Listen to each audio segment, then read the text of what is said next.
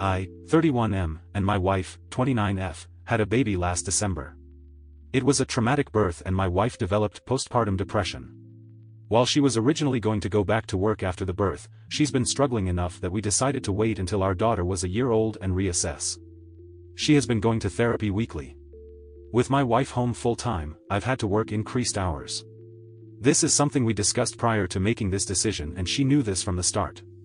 A few weeks ago, my boss approached me about a project that would require a lot of overtime in a short amount of time.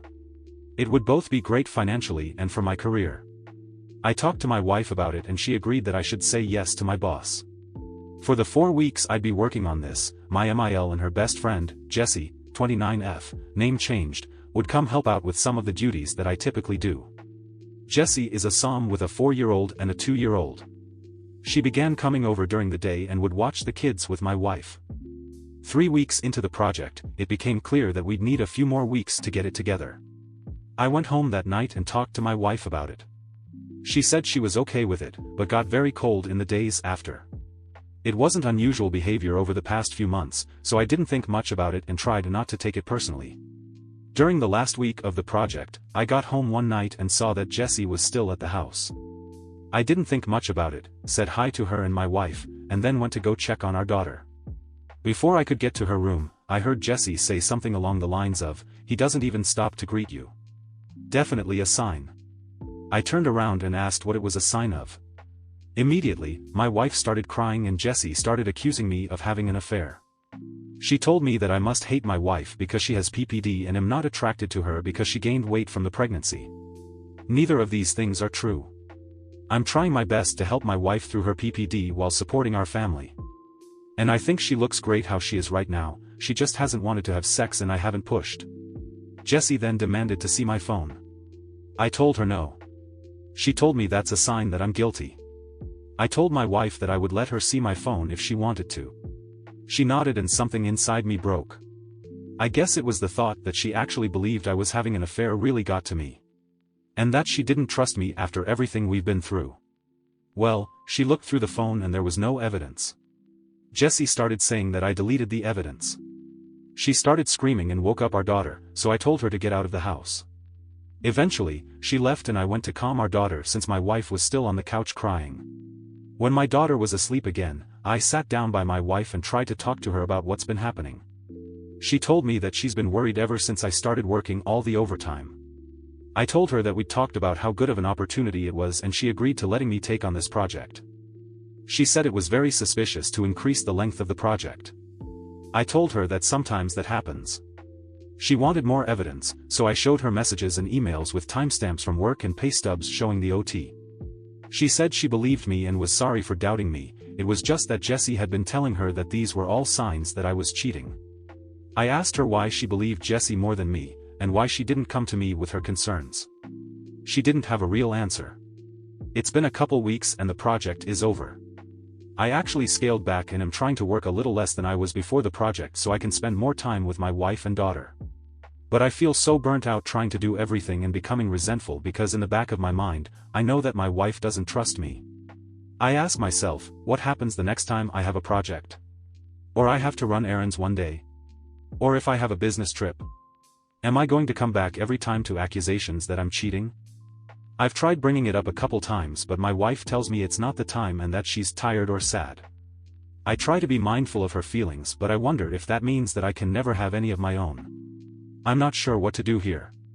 Any advice for how I can move forward? Update: my wife and her best friend accused me of having an affair, then got angry when I didn't have one. 27/08/21 Thank you to everyone for all of the advice and support on my previous post.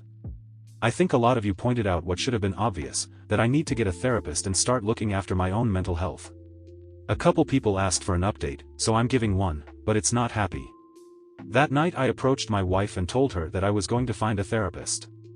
I didn't connect it to her accusations or anything, just said that I was having a tough time and needed therapy. She shrugged and told me to do whatever. Next day, I got home from work and our room and my home office were ripped apart. Things everywhere. Important papers scattered. I don't see her but our daughter's in her room crying. My wife left her alone, her cell phone's off. I call my in-laws and a few friends, but no one's seen her. I'm starting to get worried and I call my mom to see if she can babysit while I go out and look for her. Before my mom can get home, my wife gets back. Jesse's driving. Jessie doesn't come in, she hasn't been back in the house since I kicked her out because she was offended by my behavior, but my wife does. She's clearly upset, been crying. I ask what happened. I thought at first the house might have been robbed. She starts screaming at me that I'm being unfaithful and that the therapy is a front so I can meet my mistress. I try to calm her down and tell her that's not true, but she came at me and she hit me. My nose is broken. She kind of realized what she did and sat down on the couch and went comatose, just stared at the wall. I went into my daughter's room and locked the door. Called my mom to tell her what happened, she was already on her way, and my MIL to ask her to come over and take care of my wife. I packed a bag for my daughter and when my mom got there, we left. My wife didn't even look up. We dropped my daughter off with my dad and then went to urgent care for my nose. I got blood all over my mom's new Subaru. My daughter and I are staying with my parents for a while and my wife staying with hers. I am looking into getting a restraining order against Jessie. My wife and I are separating. I love her but I won't live with someone who hurts me and who could potentially hurt our daughter. I am not going forward with a divorce yet, with the hopes that my wife will get the treatment she needs and we can work things out. My in-laws told me that they're looking at inpatient treatment at a local hospital. But I also have everything well documented in case of an eventual custody battle. My heart's broken because I know this isn't my wife, this is a sickness in her mind. But I need to keep myself and our daughter safe and give her the space to recover. I'm hoping that this is the right decision. Thanks again everyone. Edit, thank you all for your feedback. I've talked to my parents after reading your comments and came to the conclusion that for my daughter's protection, I need to file a police report. I am headed to the station now. Do I let the woman I fault with my wife's death let her speak at her funeral? -010921 TLDR, a woman fed lies to my wife, suffering from postpartum depression, that led to a mental breakdown and her death. She now wants to speak at my wife's funeral. Denying her would start trouble, which I'm not sure would be worth it. There's more context for this situation in my post history. My wife passed on early Monday morning. Convinced by her friend Jessie that I was having an affair that I did not have, she had a mental break, which resulted in my taking our infant daughter and staying with my parents for a while. She was with her parents, who planned on taking her to the hospital for inpatient treatment on Monday. On Sunday night she came to my parents' house and demanded I give her our daughter. Because she had left her alone for several hours the last time she was responsible for her and had gotten physical with me, I refused. I offered to let her come in and spend time with her while my parents and I were present, but she didn't want to come in and wanted to take our daughter with her. She was upset but left eventually. A few hours later, she drove her parents' car into a tree and died. The friend, Jessie, came to see my daughter and me yesterday. After some tears, she told me that she was planning to speak at my wife's funeral. She had already cleared it with my in-laws but was letting me know as a courtesy.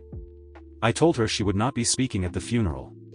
We fought and she left after telling me that I was an asshole and not the only person who loved my wife. I talked to my in-laws who are adamant that Jessie be allowed to speak. She and my wife knew each other since they were kids and my in-laws are close to her. We're all very fragile right now and I fear that pushing this further would hurt my relationship with my in-laws, which I don't want. Still, the thought of seeing Jessie up there at my wife's funeral makes me feel sick. I don't think I can stand to listen to her, knowing that she took joy in my wife's deteriorating mental health and picked up my wife, leaving my daughter home alone. That being said, I don't trust myself to make the best decisions right now. My mind's clouded by grief, guilt, and fear. My parents are split on what to do and I don't have the energy to reach out to my friends. So I'm coming here again to ask for your advice. Thank you. Second story. Throwaway. Long AF. I don't think anyone needs or want to read this, but it feels so good to finally get it out. I added the content warning to be safe, but all it is a mention of someone who died by suicide. I don't even know how to start this, so I'm just gonna give the backstory and see where this goes from there. Let's call my fiancé Jake, and the friend Lauren. They met at the funeral of their mutual friend, Dan, who committed suicide, in 2017, I believe. He was one of Jake's closest friends. Meanwhile Dan was in love with Lauren. He would send her daily good morning novels without fail, and she'd barely give him the time of day. They would talk often enough to be friends though. For those years, Jake actually hated her for how she treated him. The few details that I know, she was instructed in Dan's note to find Jake. Jake on the other hand, was made to swear he would look after Lauren now that he's gone. Of course he would honor his friend's dying wish. Because she lived out of state, Jake offered to have her stay at his apartment to just fall apart. She lived hours away, and had no gas money, she was a student at the time, to go back, so anyone with a heart would at least do that. They spent the night just crying, reminiscing, what the fuck just happened. Angie, here's where the cracks start to form. Jake's sister said that that night in his apartment, they tried to have sex but were too drunk and emotionally devastated to keep going.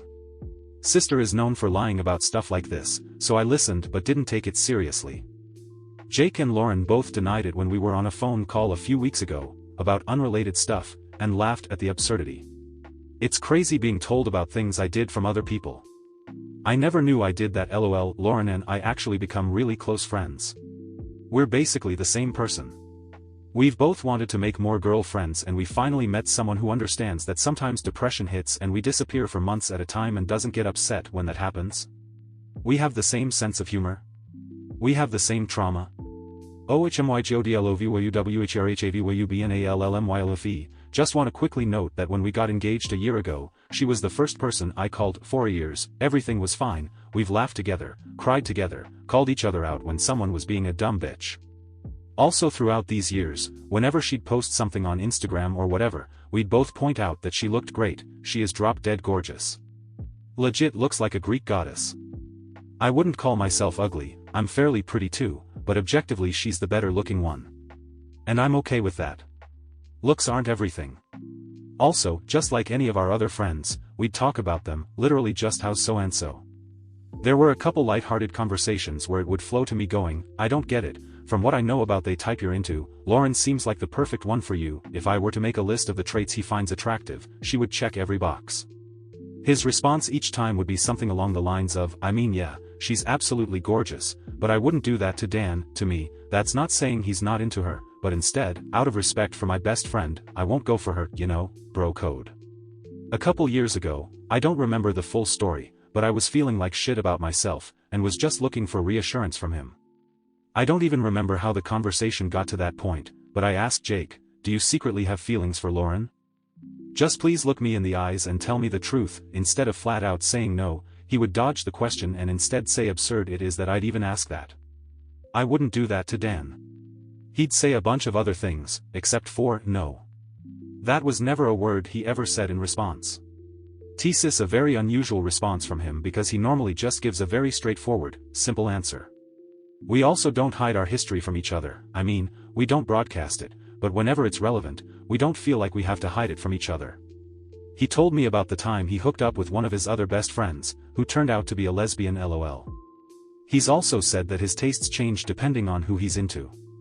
Early on in our relationship, I was interested in getting into cosplay as a hobby, but also dressing up in the bedroom. He said that doesn't really do anything for him.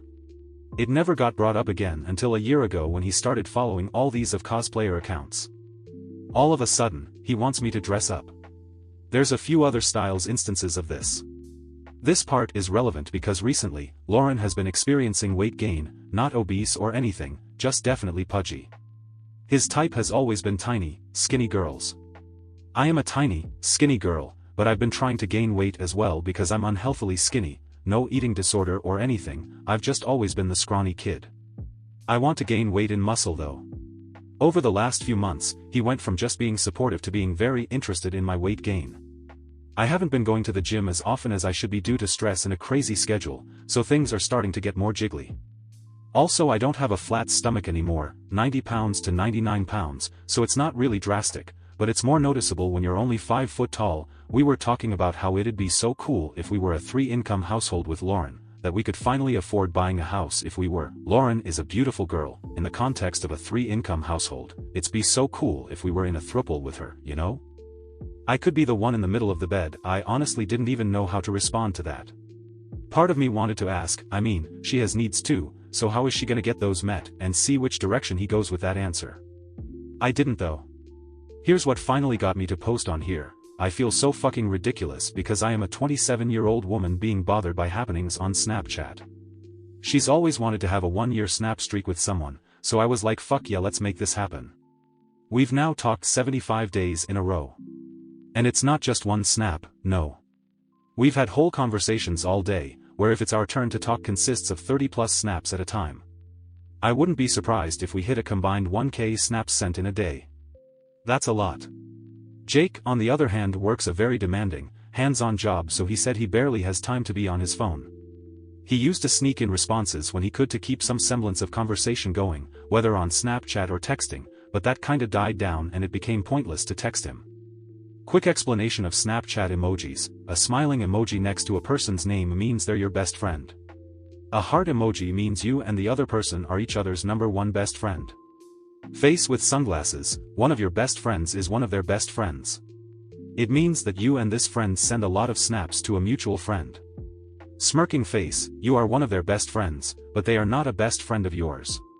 You don't send them many snaps, but they send you a lot of snaps. Lauren and I used to have a heart emoji, but now it's just a smiling emoji. She's the only person I snap, which means I'm no longer her #1 best friend. This only happened within the last couple weeks of so, at the same time, Jake got a face with sunglasses emoji, which means we have a mutual best friend.